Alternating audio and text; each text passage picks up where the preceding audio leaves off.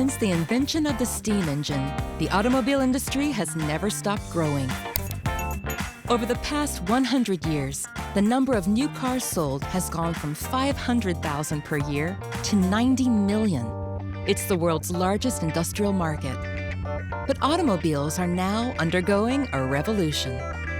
It's a very powerful movement, and I don't think we can see the range of consequences yet.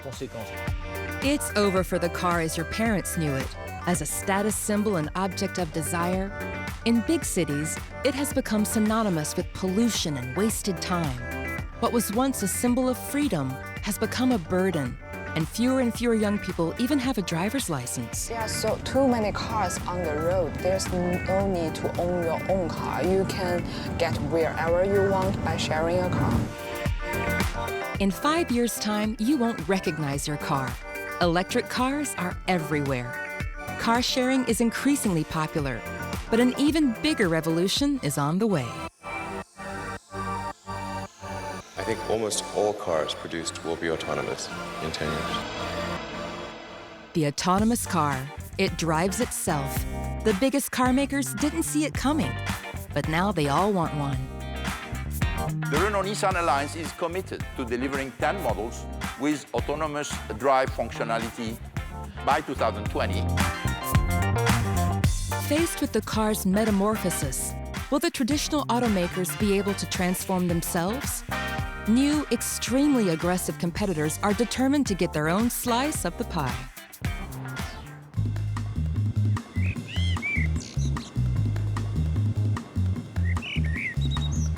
For some months, the traditional automobile manufacturers have been trying to show that they're in the race, offering test rides and prototypes of their autonomous cars.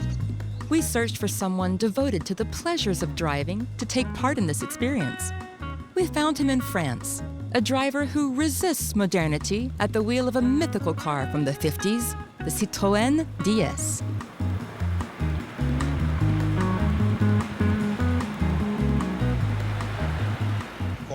Driving a DS is unique.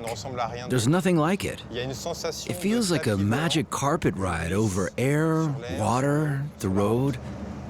It's great. How will our car lover react to the wheel of a self-driving vehicle? We made an appointment at one of Europe's oldest car builders. PSA has been making automobiles since 1891. Bonjour. Eh bien, bonjour. Hello. Hello, Matthias. Matthias. Bon, bah, vous allez prendre place, Well, take your seat aboard this autonomous car. Okay, let's go. Sur le siège conducteur. So please sit on the driver's seat since you'll be able to drive the vehicle. Please, take a seat. The belt? I feel like I'm passing my license. Voilà. Et après, donc, dans un premier temps, on va You drive conduire normally, and then on the highway, let it self-drive. en mode autonome. Donc là, on est sur un prototype, c'est bien pour ça qu'il y a ici. This is a prototype, dual commands, just for safety reasons, which is how we receive permission for people who are not PSA group experts to get behind the wheel of the prototypes. The engineers were allowed to test their prototypes on this portion of the highway. Du groupe PSA au volant de nos prototypes.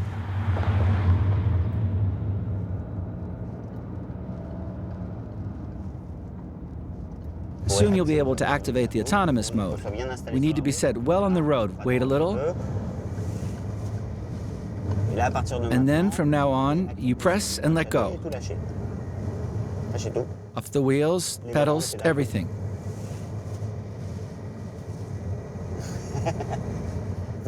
You can really raise your hands higher. There's no problem. It manages.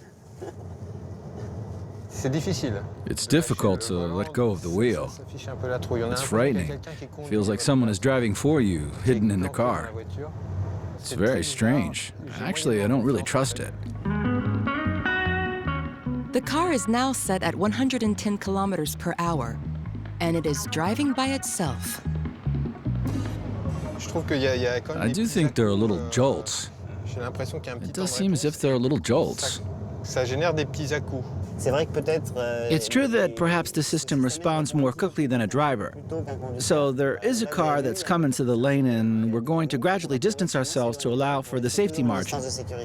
Là, nous justement, on respecte vraiment. It really obeys the rules of the road. C'est-à-dire, bah non, il faut laisser de la distance. C'est vrai qu'on n'a pas l'habitude. We're not really used to Comme that. ça. Et voilà, là, on se dit, mais là, peut-être qu'on aurait pu. My wife will love that.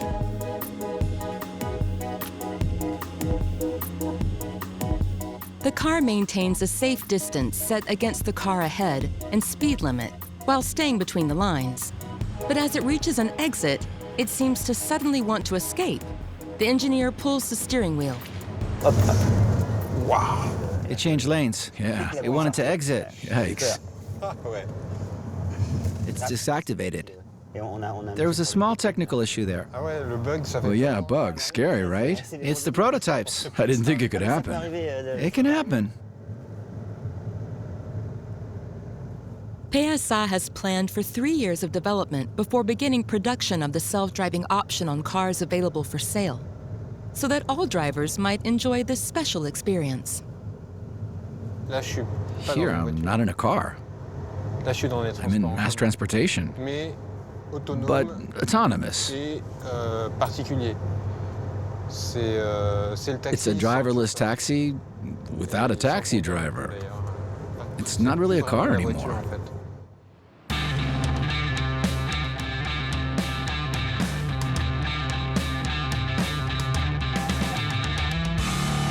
Convinced that the car of the future is autonomous, automobile makers are engaged in a worldwide race.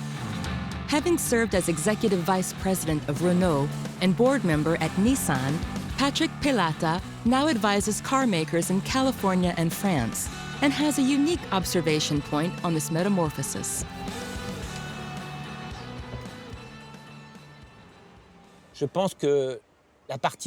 I think that the element of a driver's pleasure will remain, which will probably center in on particular moments. And the rest of the time, when, frankly, driving is a chore, will become something else, and everyone will gain some time. How, over just a few years, did this fever take over car makers across the planet?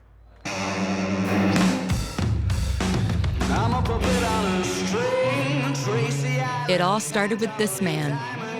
Elon Musk, CEO of Tesla, elbowed past the automobile giants who had ruled for over a century with the combustion engine. With much showmanship and hype, he was able to make the electric car into an object of desire.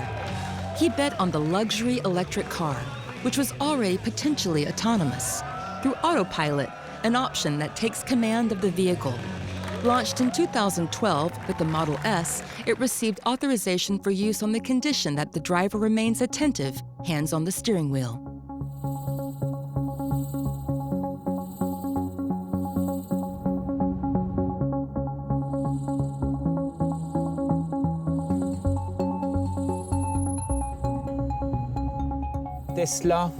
Tesla started installing radars and cameras on their cars to eventually allow for self-driving. Nobody took it seriously, except that a year later, they came up with Autopilot. And then journalists and everyone started to say, wow, it's very good. And it was very clear that in California, compared to other cars costing over $100,000, including Mercedes, BMWs, Lexus, Toyotas, it was much better. And that made everyone realize that this was getting serious.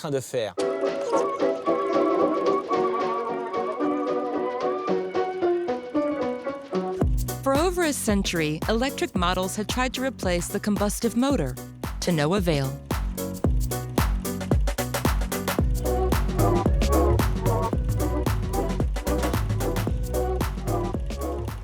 I think that 7 or 8 years ago, the auto industry believed that everything would remain the same.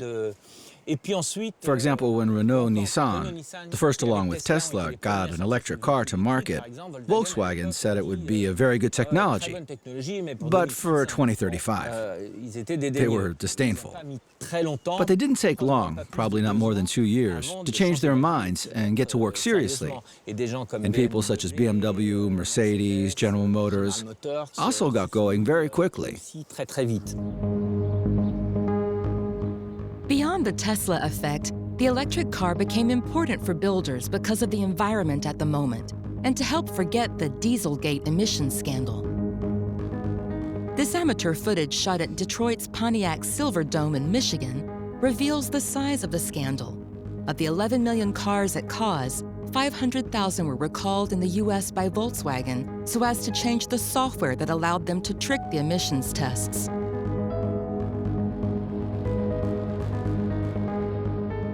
Electric cars allow the builders to divert the attention of consumers, suddenly aware that transportation accounts for 15% of CO2 emissions. But it's public authorities, not car builders, that are bringing electric cars to the forefront. Governments across the planet are tasked with reducing harmful emissions into the atmosphere. For example, in California, you must have at least one zero-emissions model to be allowed to sell cars.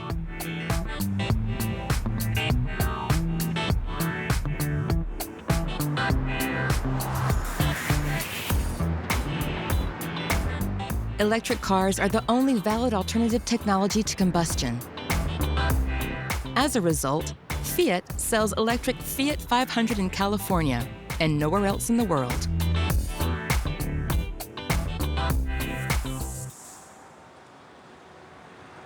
In China, the government has also stepped into the country's automobile industry. Facing pollution and overpopulation in their major cities, the electric car appeared as an obvious solution. Around 2010, the Chinese announced in their 5-year plan that by 2020, they would have 5 million cars on their streets. And nobody took it seriously. At the time, the Chinese were producing a few thousand electric cars. And then in the last 3 years, it's gone up 50, 60, 80% each year. They've become the world's #1 market for electric vehicles. And I think that they'll reach their 5 million cars by 2020.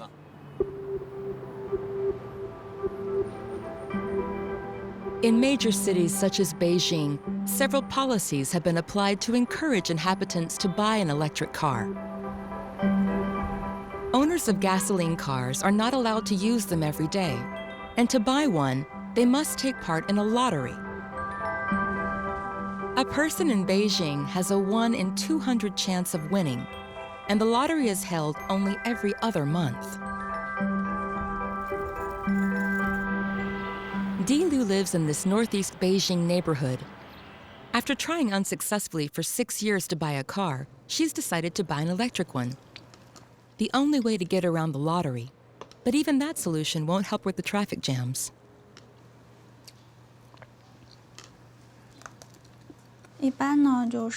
I live beyond the 5th Ring Road, near the 6th Ring Road. The company where I work is near the 3rd Ring Road.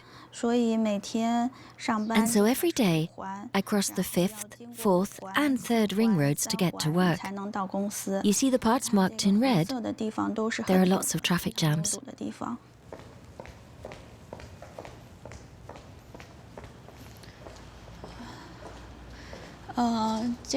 There are not enough parking spaces in the neighborhood. So we have this kind of parking.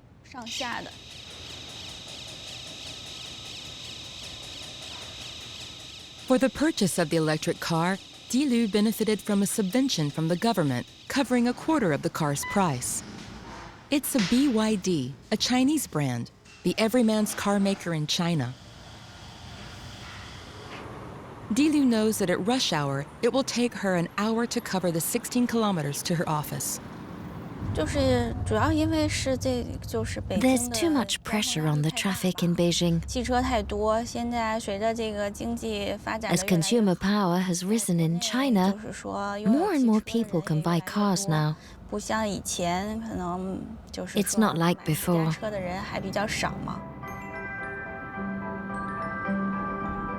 Didi is emblematic of this middle class that's exploded across China, especially in the big cities, a middle class that has been strongly encouraged to use the electric car. Following Beijing's high pollution over the past few years, all the most recent cars have been equipped to fight against fine particle pollution. Here is the PM 2.5. Its purpose is to detect and filter out pollution. The system can control the rate of pollution inside and outside the car. This filter system means that I no longer need to wear a mask in the car. The spikes in pollution, especially frequent over these past 2 years, have left Beijing's population aware of the ecology. Most people are motivated to reduce waste and pollution. Nothing can replace the air that we breathe.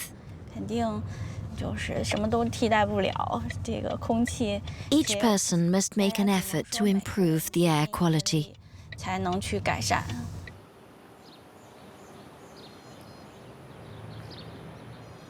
BYD is riding on this ecological wave. It's the symbol of this young Chinese electric car industry that wants to challenge the historical builders. A battery maker that acquired a nearly bankrupt car company in 2002, it is now the third largest electric car maker in the world behind Tesla and Renault-Nissan. Located on the outskirts of Shenzhen in the south of China, BYD's factory employs 30,000 people. And as in every car factory across the world, it all begins with robots that prepare the vehicle's frames. Several assembly lines are in motion at once, assembling cars with all types of motorizations.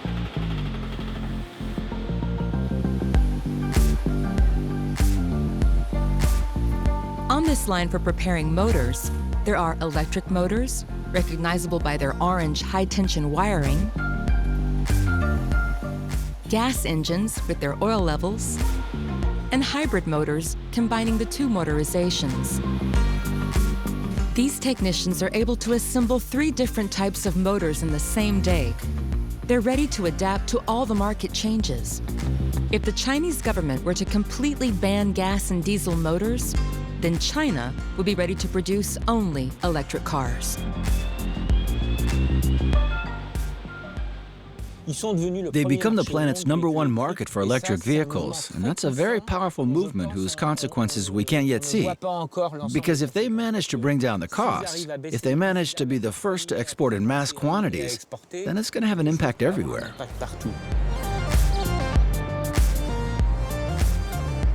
The automobile world is shaking. The specter of the Chinese electric car floats over the entire planet. Perhaps tomorrow we too will be driving a BYD. It feels better to keep working for the good of all mankind. BYD can afford getting Leonardo DiCaprio to mark their place as the world's 3rd biggest car maker. You can make history tomorrow.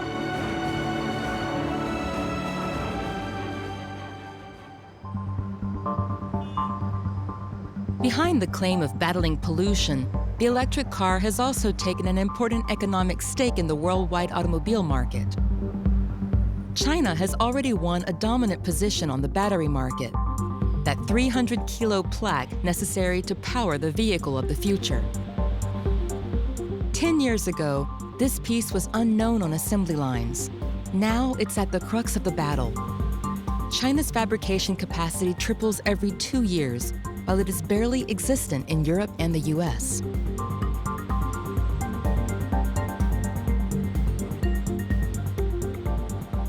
The American consulting firm Alex Partners, a specialist in the automobile industry and famous for its turnaround of General Motors in 2009, is keeping close tabs on this market. Laurent Petitson is their managing director. If tomorrow a wave of the magic wand took us to 100% electric cars, then about 30% of the vehicle's value would shift suddenly to China, since that's where most of the batteries are now designed and produced. The challenge for Europe and the US is to produce batteries and electric motors so as to keep a hand on the value chain in the future for the vehicle of the future.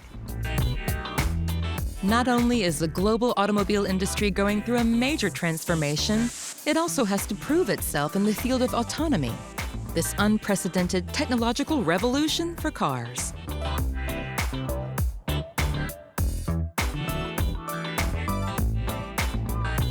This new industrial journey means that builders must buy technology, lots of technology. And if there's one place above all others for this, it's Silicon Valley. Alors, San Francisco, la Silicon Valley, San Francisco, Silicon Valley, California in general, represents a quarter of the world's venture capital. Le capital risque mondial. This is an area where there is already a web of creativity, engineers, and capital to finance the engineers and their ideas, which is already substantial. Considérable. The second characteristic of California, and especially San Francisco, is that people like to try things out. Someone who brings an idea to the table can immediately tell if it's going to work. And if it's going to work, well, it's bingo. He can take it to the entire US and then the rest of the world. And thus it's in California that the first self-driving car was seen, the Google car. And the car's father, the brilliant engineer Chris Urmson, a graduate of Carnegie Mellon University's prestigious robotics lab, is also very clear about the philosophy behind the project. For the last 130 years, we've been working around that least reliable part of the car, the driver. We've made the car stronger. We've added seatbelts. We've added airbags. And over the last kind of decade, we've actually started trying to make the car smarter to fix that bug, the driver. 93% of car accidents are the result of human error. Autonomous cars would be 100 times safer than you. Google has a dedicated subsidiary, Waymo, having already logged 3.5 million kilometers. Famous for its search engine, the American company is a symbol of the world's digitalization. And after the record, the book, shopping, the car is up next. But will the behemoths of the traditional car industry let go of their piece of the pie? A market that may soon represent 100 million brand new cars sold each year. Will they too allow their market to be disrupted?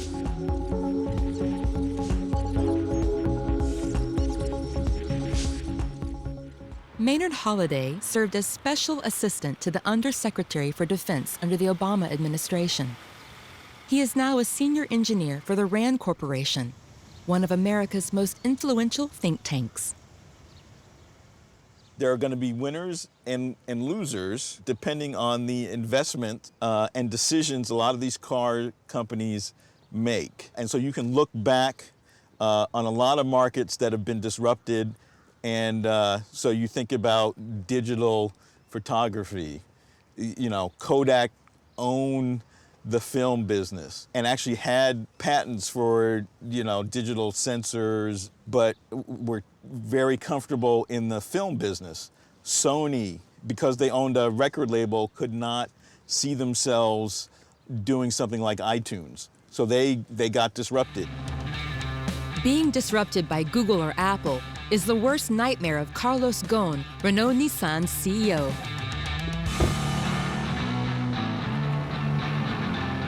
While under threat from the digital economy's leaders, traditional automakers are also competing amongst themselves. In the spring of 2016, two self-driving models from the Chinese make Chang'an crossed the 2,000 kilometers between Chongqing and Beijing. Today, car makers are investing more in research and development than the pharmaceutical industry. The big winners of this gold rush are the makers of the key technology of the autonomous car, starting with the digital sensors that will take the place of the driver's eyes.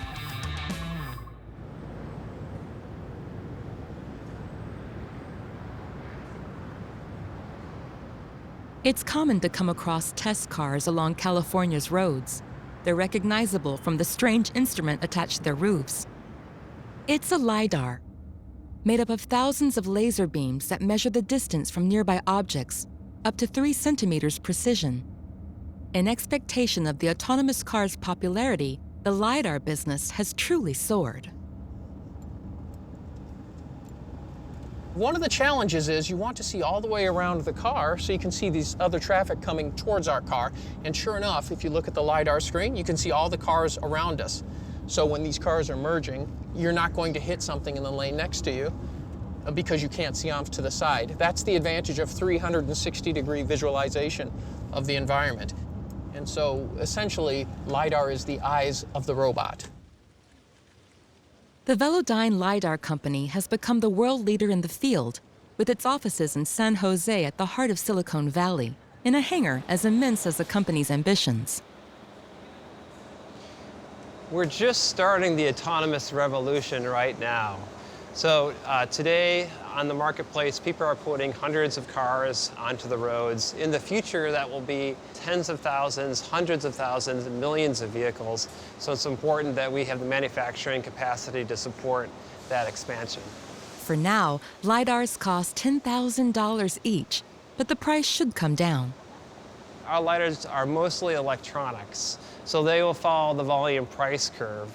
As we increase our volumes and the industry takes more products, we're able to flow through the product life curve. So these will be quite economical sensors when produced in high volume. Three-digit numbers are possibles, which we think could be in the next 3 to 5 years. In this digital earthquake that is shaking up the car industry, Europe is also rushing to stay in the fight. In Berlin, the focus is on the autonomous car's other key technology, cartography. The three German makers, Daimler, BMW, and Audi, are working with the company here, one of cartography's leaders alongside Google Maps. The Frenchman Cyril Lehmann moved to Berlin to develop this new cartography technology. It's a unique momentum right now. Technology, business model, maturity of the market, and maturity of the consumer. Everything is kind of like aligned at this point of time in order to achieve with this revolution. 42 years old, Cyril is part of this generation of engineers inventing the car of the future, having grown up around old-fashioned cars. I can remind the first car when I was a child. I can remind about specific moment of our life when we were driving to specific location during holidays, enjoying this time with my family and sharing these unique moments in the car. So cars always be some kind of emotion for me, and it's still now. Talking with my son, I can figure out how much his vision of the automotive has changed regarding mine. And probably my son will directly jump in a world where a car will drive by themselves. Cyril's software provides cartography, a sort of atlas that's much more precise than GPS. If I'm just looking through the window, and if I'm looking this building, for instance, it was not existing a few years ago. So when we talk about an autonomous driving map, we need to update the map in real time. It's not a question of months, it's not a question of weeks, it's not even a question of days, it's a question of seconds. It's because we are living in a world in motion. You need to update the map in real time. The challenge that cartography now faces is to know the traffic situation at that very moment, the jams, the road work, every change, so that the car's brain can make the right decisions. Billions of pieces of data collected through the car's own captors, already at work in the equipment of the cars of the three German builders. A sort of shared overview in real time.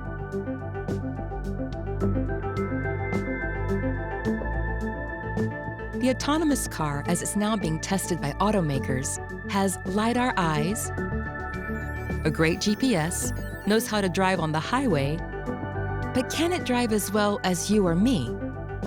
Most importantly, can it drive anywhere, even the most challenging places? Amongst the nightmare settings of international car makers is Paris, France's Place de l'Étoile. Arnaud de la Fortelle, a professor at Mines Paris and the University of California, Berkeley, is seeking to answer the question, how can we teach a car to drive on its own around this dangerous merry-go-round?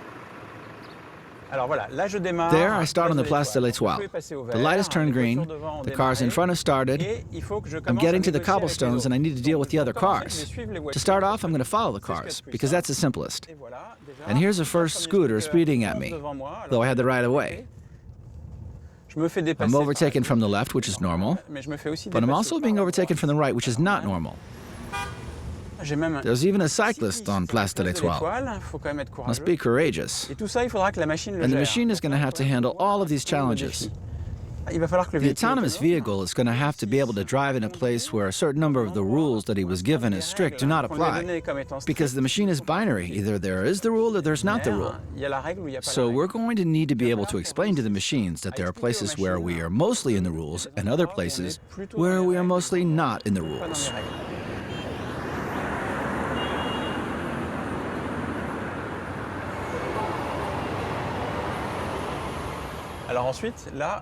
So here I'm approaching the Champs-Élysées. And I decide that I don't want to exit onto the Champs-Élysées by giving it another trajectory. You can see that the car's angle is not the same. The problem is that I still don't know if the other people understand what I want to do, so I'm going to look at them.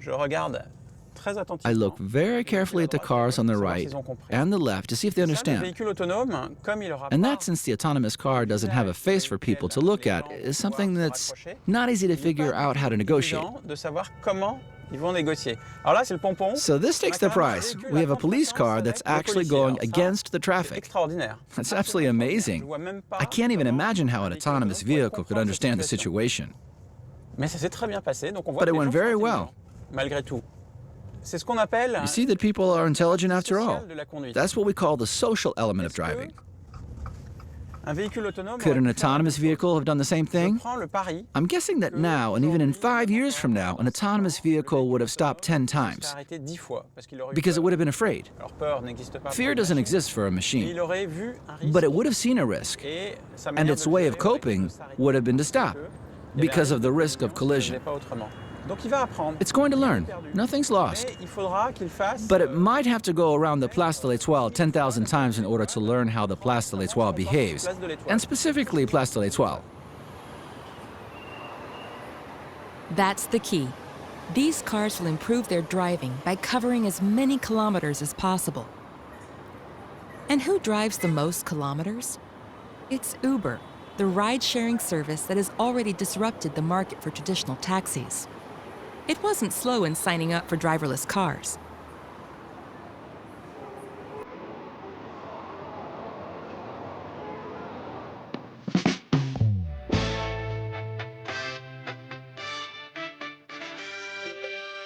After Tesla and Google, it's Uber's turn to upend an industry that has been rolling smoothly for over a century. They're the surprise guest of the big race to the self-driving car. Uber has had a fleet of self-driving cars since 2016 in Pittsburgh, Pennsylvania, and in San Francisco since 2017. Uber has invested heavily in recruiting the best robotic experts for its Pittsburgh research labs. The most recent recruit is head of Uber Advanced Technology's third Research and Development Center, Raquel Urtasun, in Toronto.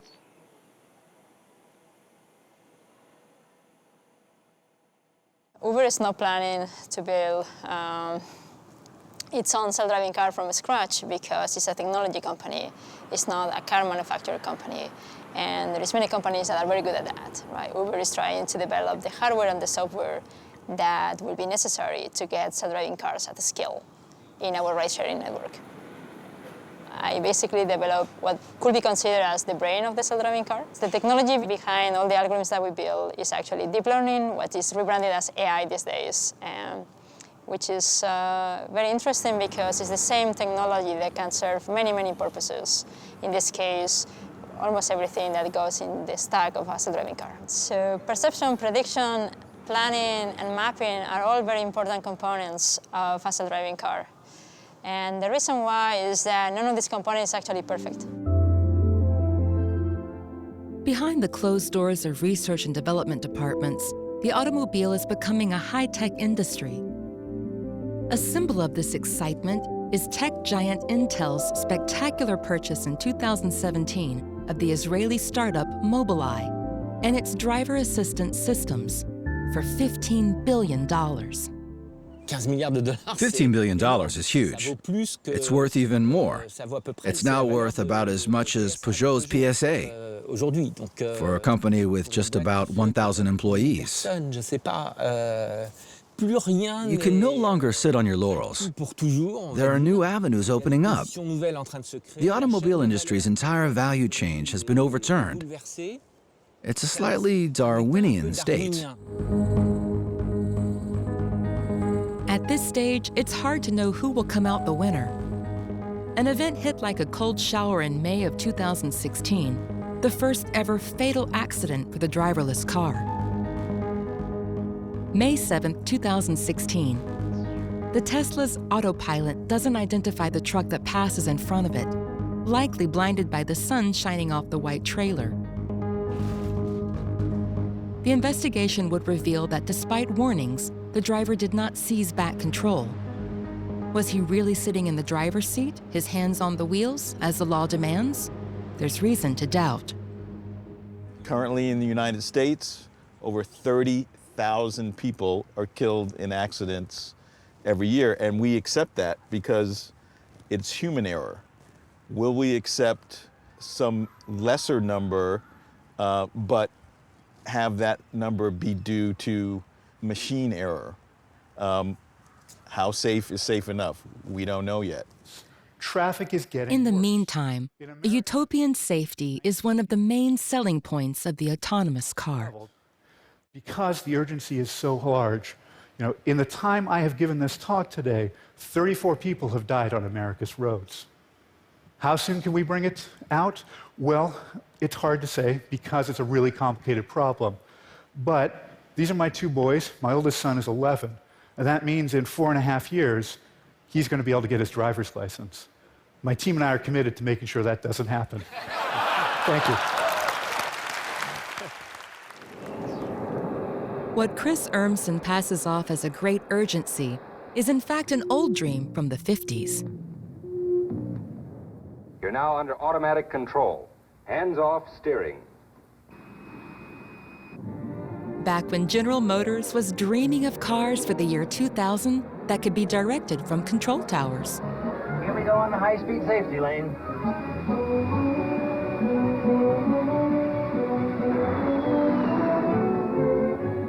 Ah, this is the life. Safe, cool, comfortable. Mind if I smoke a cigar? Oh, not with this wonderful air conditioning. Hey, you want some ice cream or a cool drink? Orange juice, please. Oh, me too. I'm gonna go for the ice cream.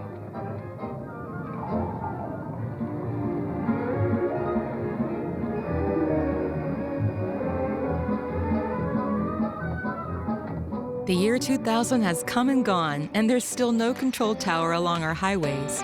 But the idea of a safer road persists. As Chris Urmson said, to fix that bug, the driver. Does the driver agree to be pushed down to the status of bug? Faced with the industry's offer, a strong tendency is developing amid consumers. One that's shaking the automobile universe even more. In cities across the world, such as Beijing, consumers are increasingly foregoing the personal car. Rather than be the owner of a car that's parked an average 95% of the time, they'd prefer to use a service. Like most of her friends, this young woman is in the habit of ordering a Didi, the Chinese answer to Uber.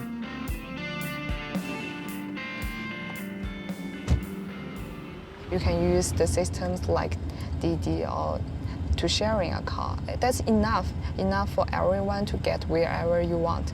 So there's no need to own a car for your own health, for the health of Beijing, somewhere we love. Ding embodies the new city-dwelling consumer, for whom the car is more of a burden than a freedom. You have to think about where to park the car. You have to stay in the car, whatever how bad, how terrible the traffic is. You can't leave your car. But you can get off whenever you want if you are on the service car. The death of the individual car has been announced. Starting in 2011, the city of Paris installed a system of electric cars available to all by subscription. In the years since, car-sharing systems have flourished across the planet. Mercedes and BMW each launched their own service. In China, the traditional state car rental company, Shuqi, created GoFun. Its offices are in Beijing's business district. Their marketing director is convinced that car sharing is the future of our cities. In the future, I think maybe 3, 5 years, 10 years, 20 years, like for example in Beijing, when you live in the city and when you want to go out somewhere, there will be only 2 kind of services available. The first thing is the public transportation system, which is organized by the government, like subways, like buses, maybe bicycles. The second way, you tell your mobile where you want to go, what you want to do. Either you go to the public service system, either you use your private one.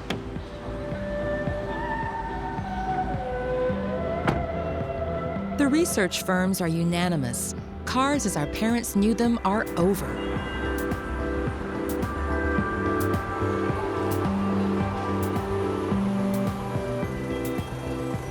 Nicolas Louvet is the CEO of the French research specialists 6T.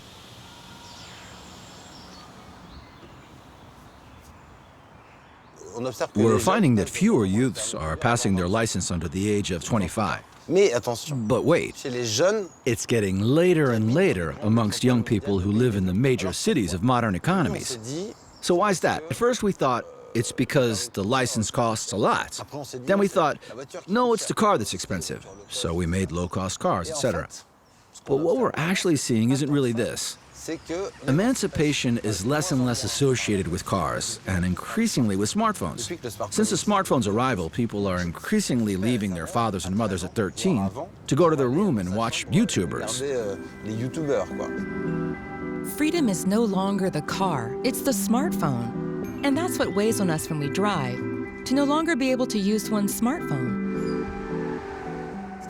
What's interesting is that smartphones, this travel time that once had no value, has started to have some for people who sent their emails before reaching work, or who travel listening to music, or play video games, read their newspaper, read their files. Will car-sharing services bring back those who've grown bored of cars?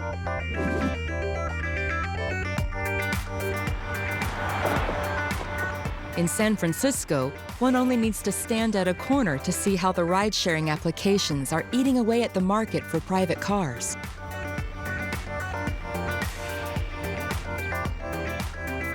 This car is working for Uber, this one for its competitor Lyft, and this one is working for both. Today at this corner, every other car is a rideshare. A German research firm had fun estimating the proportion of rideshares that will be available by the time the autonomous car is perfected. They say that perhaps in 2030, or whenever this technology is completely available, this will cover up to 1/3 of all the kilometers driven in the world. Not just in modern economies, but across the planet. Will be of that sort, what we call autonomous cars on demand. The autonomous vehicles belonging to rideshare companies would take over the market for individual cars. That's why the Uber and the Lyfts of the world have become a serious threat to traditional car makers. If such a large proportion of trips made and kilometers are provided by operators such as Uber, that means that a huge part of the business becomes mobility. We're selling kilometers, journeys. Builders run the risk of finding themselves in the situation where the biggest part of the value chain is no longer them, but the operator. They forgot about us. How are we gonna get home? Let's call it Didi?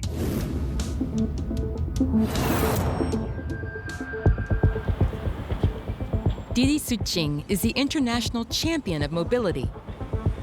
Headquartered to the north of Beijing, in a neighborhood resembling America's Silicon Valley, Didi Suqing is breaking all the records. We do 25 million rides a day. That is twice as many as everybody else added up together, which means we get so much data we can train our algorithm better and smarter. And that's very important because when autonomous vehicles go into their mature stage, when they go out to win support from the government, communities, citizens, parents, right? You need to make sure they're safe. They have the best support system. Didi Suqing is looking further yet with a more global strategy. By collecting all this data, Didi Suqing aims to offer a global management of transportation to all of China's cities. We actually have the most accurate and complete picture of transportation flows in any Chinese city. We are already helping over 20 cities in China to improve their traffic. How? We can not only describe the real-time data, but also forecast within 30 minutes time to tell them, look, this traffic jam is going to happen. We will be able to dispatch enough rides, cars, bikes, minibuses, buses towards that direction so that that traffic jam never has to happen. This is the world of perfect mobility that we imagine for the city. The robot taxi is king in Didi Suqing's wonderful world. No more traffic jams thanks to the real-time remote management of traffic flows. Hiding behind the autonomous car, the operators are vying for governance of the city in lieu of public authorities. The privatization of public spaces has become a major stake in this revolution. And with it comes the specter of Big Brother, when the autonomous car operators will know everything about our movements. A young American imagined an alternative autonomous car project as a means of escaping from the grips of these mobility behemoths. George Hotz, also known as GeoHot, first came to attention while still in high school in 2007 by hacking the iPhone. Now this young computer genius wants to show that with just $1,000 of equipment bought over the internet, it was possible to teach any car how to drive. How do humans learn to drive? Well, they watch other people drive. And then they try it and they get better. And that's exactly what we're doing here. So right now we're just in the watching phase. We have not told this car anything about driving. We've shown it 10 hours of human driving footage, and we're like, here is what the human did. Behave like that human as much as you can. He asked volunteers to share their driving information to help create a collaborative autonomous car. This is driving, man. He's thumbing his nose at the automobile industry. From San Francisco to Beijing, passing through Berlin, the race of the self-driving car is well underway. Il y a beaucoup d'argent qui arrive. Lots of money is coming in. There's a wave, that's certain. We'll see if it's a bubble afterwards, if it explodes. I personally think that we are just in a very important moment of technological transformation. That is at the crossroads with huge social needs. Pollution, global warming, time lost in traffic. There are lots of reasons to invest in these things.